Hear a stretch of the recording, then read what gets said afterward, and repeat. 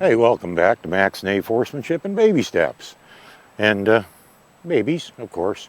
But I'm probably not going to show you much of this one today because I think today's session with her is going to be mostly repeats of things we've done before, things you've seen, and, well, we just need to do things over and over, and she's proven that to me a few times, that no matter how good something gets, it can always be better, because sometimes it gets a lot worse. But anyhow. Give you a quick weather report. Do I need to tell you it's windy? Yeah, it's windy. Of course it's windy. It's always windy around here. Actually, honestly, I think it's getting worse over the last few years, and I've talked to a few other people about it that have been around a while, and they kind of conclude the same thing, that, yeah, it's getting windier. And, well, I got my own theories about that one. I think it's that stuff they're spraying in the air all the time. I think that's got something to do with it, but well, whatever. This isn't the Weather Network. Okay, we're not going to talk about it. But you will notice it's a little bit gray today. And it's not because it's overcast. It's smoky. Smoke from the forest fires, wildfires, whatever you call them. Northern part of the province blows down here.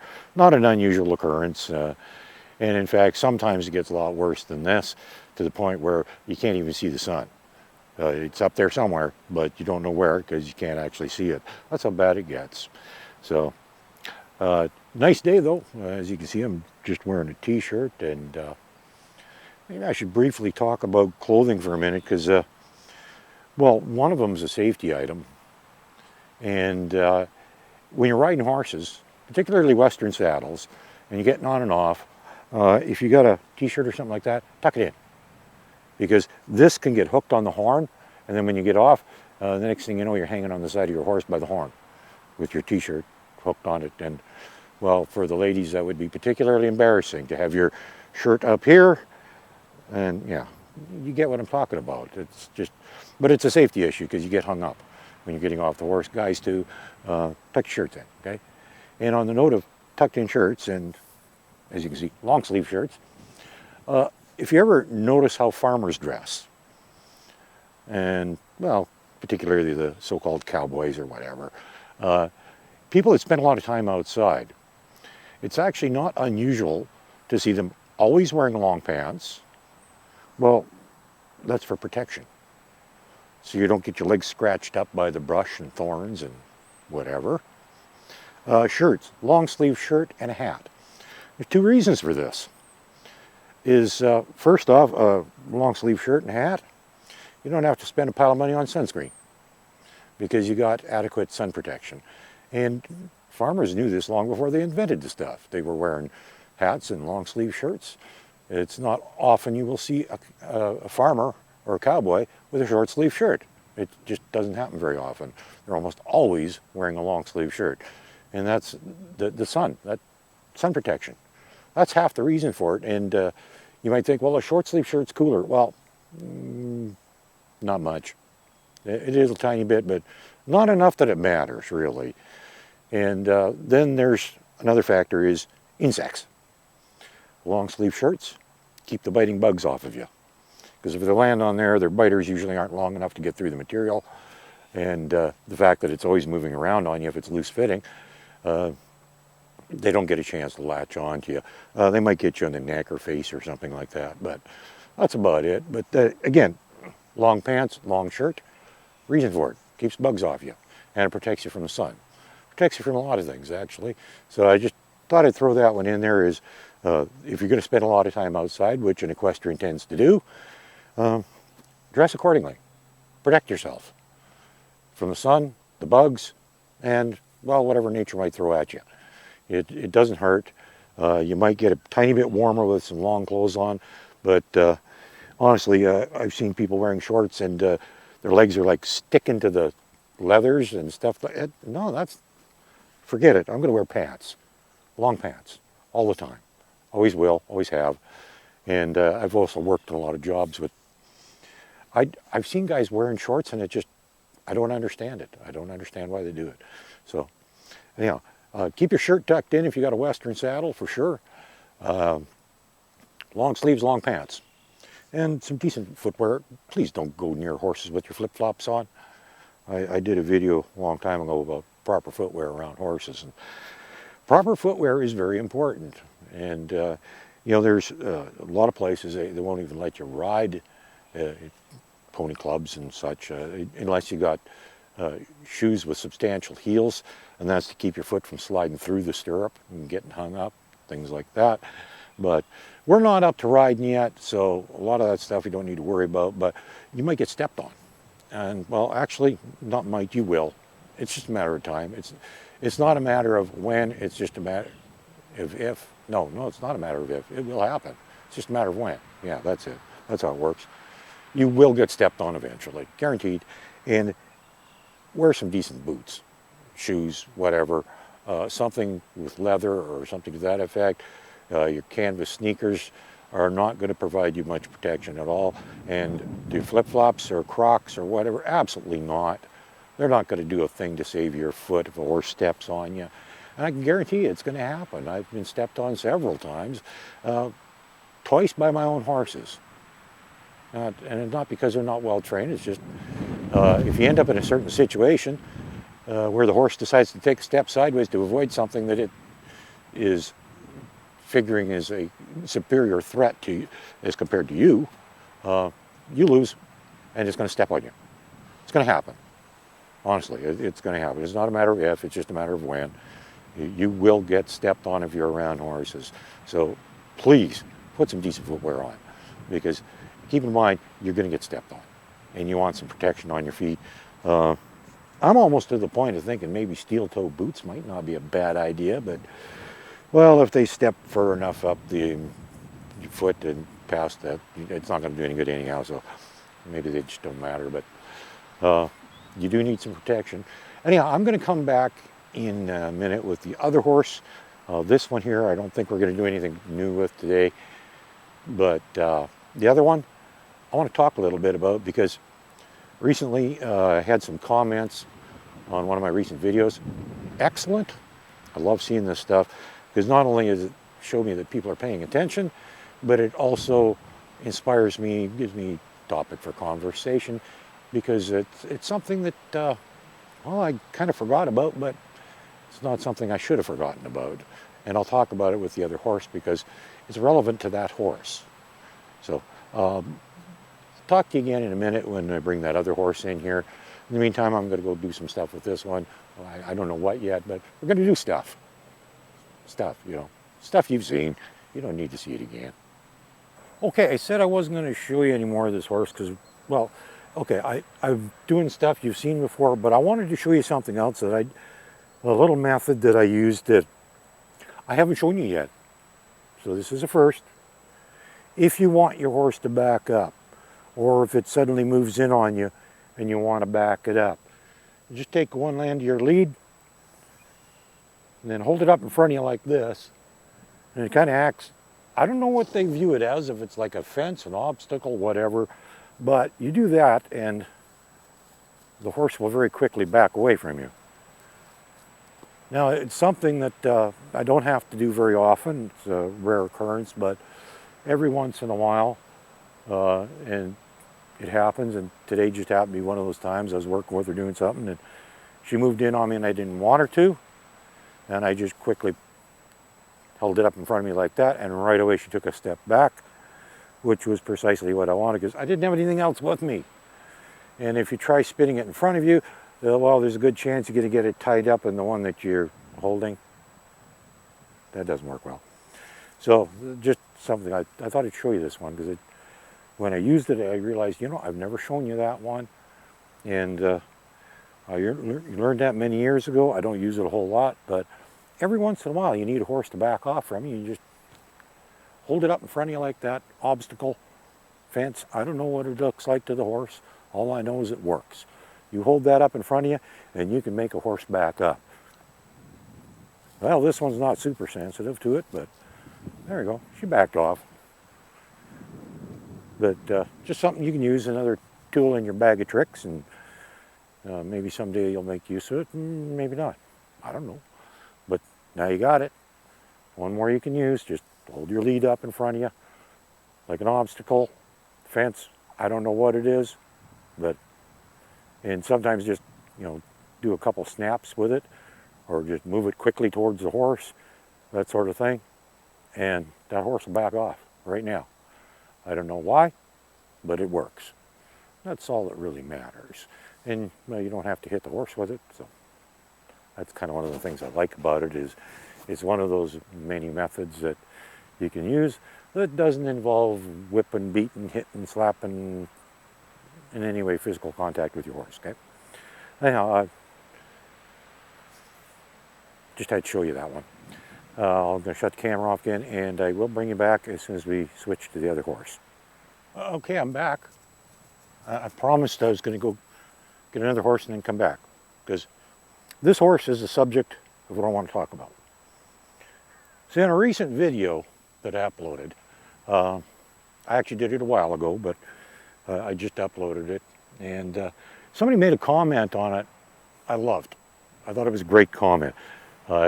First, it showed they were paying attention and noticing things, and secondly, it inspired me to talk about a topic I hadn't mentioned before that is something you'll probably run into. Pretty sure. At some point, you are going to run into it. Now, prior to uploading the video, I watched the whole thing in its entirety, so I was actually aware already of what they mentioned, but I was really glad that they mentioned it because it shows they're paying attention and that the people that are watching my videos are getting something out of them because they're noticing things. And it was one of those rather subtle things that a lot of people wouldn't catch. But he noticed that while I was working with this horse and I had her moving around me, that there was well, I think he noticed twice.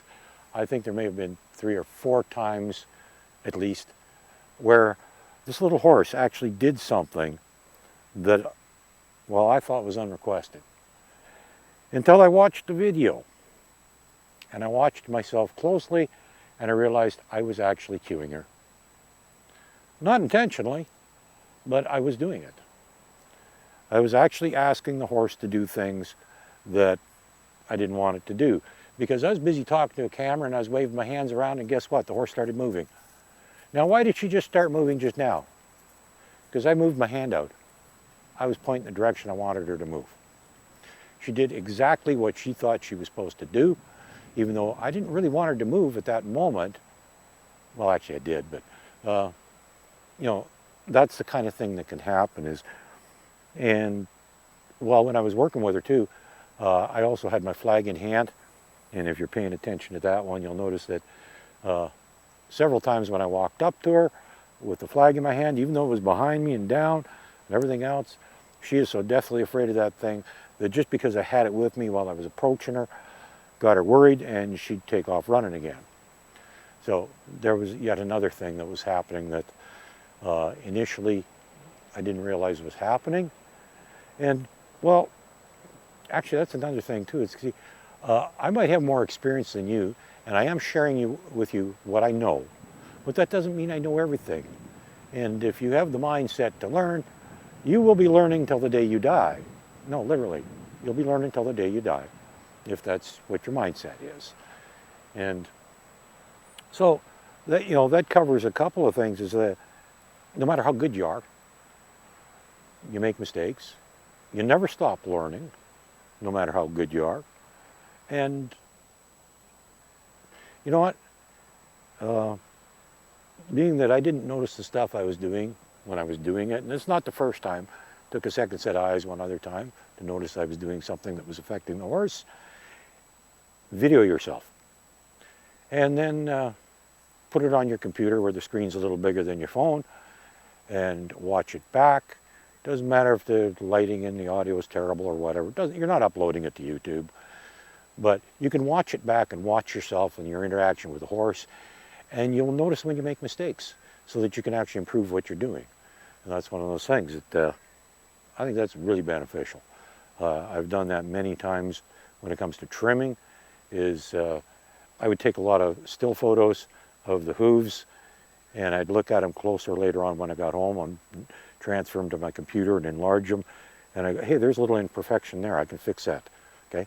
There's always, you can see the things that you missed with the naked eye while you were there. The horse isn't wiggling around and squirming while you're trying to look at it. You can hold this picture in front of you for a couple of minutes, and then you go, hey, I did this wrong, or I did that wrong, or hey, I did a pretty good job of that. I'll see if I can replicate that. So that's part of it. The other part I wanted to talk about is, because this kind of, how often does your horse do something that you don't really want it to do? And you thinking to yourself, stupid horse, why is it doing that? And in fact, what's really going on is it's not a stupid horse.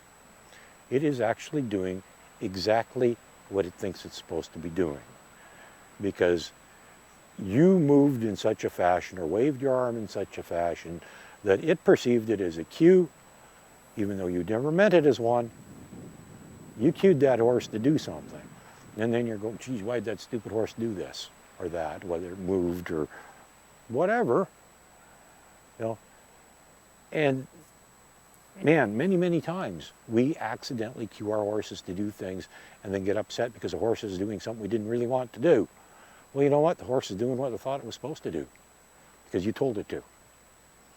So don't blame the horse. You did it. And then there's another thing that happens too, and it took me a little while. I've come across it a couple times myself, sometimes with my own horses, sometimes with other people's, but we are creatures of habit. Humans are creatures of habit. We tend to always do things a certain way. I wish I had some other stuff here that I could show you examples on, but it doesn't matter. I'll skip that stuff. But I'll talk about a couple of examples with my own horses. Had one, I was teaching her to side up to the mounting block for me, and she was doing very well, extremely good. And at that particular time, I was using for a platform a stack of plastic pallets. And there just happened to be a stool sitting right there that made a perfect step to step up onto the stack of pallets. Perfect. And it was a nice large wide platform. It was excellent for the task. I really liked it. But that horse got so good at doing this that, well, I'd just walk up there and say, hey, get your big hairy butt over here. And that horse come over side up. Well, actually, she got even better than that. What happened was, as soon as I stepped up on those pallets, she'd realize, oh, you're up on the pallets, I know what comes next. And she'd come straight over. I wouldn't have to say or do a thing. I just stood there, and she'd side up. And I couldn't figure out why she was doing it. I was kind of nice that she was doing it that well, but I couldn't figure out why she was doing it until I realized she was actually being cued by me walking up onto the stack of pallets. Nothing else I was doing. But me walking up onto the stack of pallets was actually cueing the horse. And that's not the only time. And that's because, creature of habit, I'd step up on there and then I'd ask her to come over. Okay. Well, I also had another little routine I'd always do, still do to this day, is when I'm riding, I'd always throw the saddle and pad on or whatever, blanket, whatever I'm using, cinch it down and shift it around a little, wiggle it into place, snug it up, and then I'd walk the horse around a little bit before I get on to get everything settled into place, and then retighten it, and then it's good to go, and it'll stay that way for quite a while, unless, of course, you're using a leather cinch. Well, let's not go there. No, that's latigo. Sorry, leather latigo. Anyhow, if you got leather hanging on there, I use nylon. It doesn't stretch. But leather, especially after the horse sweats for a while on a warm day, it's going to stretch out and you're going to have to retighten it. But I would always just walk the horse around a bit, retighten it once, and I'm good to go. I can ride for a long time like that and not have to retighten it. Well, it was one day, and I always did this. Always did this. That was my routine. I'd put the saddle on, cinch it up, walk the horse around, then get on and ride. Well, one day, I forgot my routine. I know that sounds silly, but I actually forgot what I was doing. And I threw the saddle on, tightened it up, and I was just about to get on the horse, and I started lifting my foot up for the stirrup, and away she went. She walked off. And I was rather perplexed by this because that wasn't normal for her. She was very, very good about standing still for mounting. You know, one of my own horses again, well trained. She'd stand there. Actually, I didn't tie her to put the saddle on. I didn't tie her when I got on. Nothing. She'd just stand there. She knew what the deal was. And so I was rather puzzled by the fact she walked off on me. And rather than getting all excited about it, I watched her and I tried to figure out what the heck is going on. Well, she walked around one lap of the pen that we were in, which was well, maybe the size of this round pen, a little bigger maybe, I don't know. Yeah, maybe a little longer or whatever, well, the same width, whatever. A little bit bigger than this thing, not much, but a little, just to give you an idea. She walked around the whole thing, did one lap, and then walked right up in front of me and stopped. Right in front of me where she was supposed to. I had forgotten my routine. She remembered. Okay? We're creatures of habit. People tend to do things. When you go out to get your horse, always try and change things up a little. Just a little even. Approach it from a different angle or something. You know, just little things. They all make a difference. Otherwise, the horse sees you coming, and you come in it exactly the same way, carrying the same stuff that you always do, and you're going to catch it and put it to work, and it's going to go, forget it, I'm out of here. Well, that's where you can also think ahead, too. And that crossed my mind as well today when I was out catching this one. Actually, it was when I was catching the other one. When you're catching a horse, particularly if the horse is not really good about being caught, and sometimes thinking ahead helps. And you can go out and go around the horses if there's a few of them together, so that if the horse moves off from you, it's going to go in the general direction that you want it to go anyhow. It's not going to go further out into the pasture and make your job even harder. And so that's one of those little things I do. Little tip you can put to work when you're out catching a horse is when you're going out there, get on the far side of it so that if it does move away from you, it comes in towards the barn, whatever, where you want it to go, okay? And I mean, this one here, if she decides she don't want to be caught, she can turn a pretty quick circle, but she never goes very far away from the one other gray, because she always likes trying to hide behind him. And, well, he's kind of figured out the game, and he just ignores me swinging the lead as I go around him. Used to bother him, he used to move, but not anymore. But as a rule, though, it's really beneficial if you do get on the other side of the horse when you're trying to catch them. So anyhow, those are the stories I wanted to share with you, recent events. I'm really glad somebody was paying attention. If they go back and watch that video again, they might even notice a couple more times where this little horse moved when I didn't really want her to, simply because of things I was doing. I was waving my arms around while talking to the camera, my body position. I actually noticed that a couple times when she stopped. It was because I actually backed up just a tiny bit. She's actually pretty sensitive, you know, and she catches on to things pretty quick. The guy that made the comment, he said, yeah, she's a clever girl. Well, yeah, she is actually. She's pretty sensitive, which is actually part of the problem because she's a little too sensitive to some things like the rope, the flag, the lunge whip. So, yeah, we've got to do some desensitizing with this one. So, same as with the other one, I doubt very much we're going to show you anything new today. Maybe tomorrow I'll come up with something, but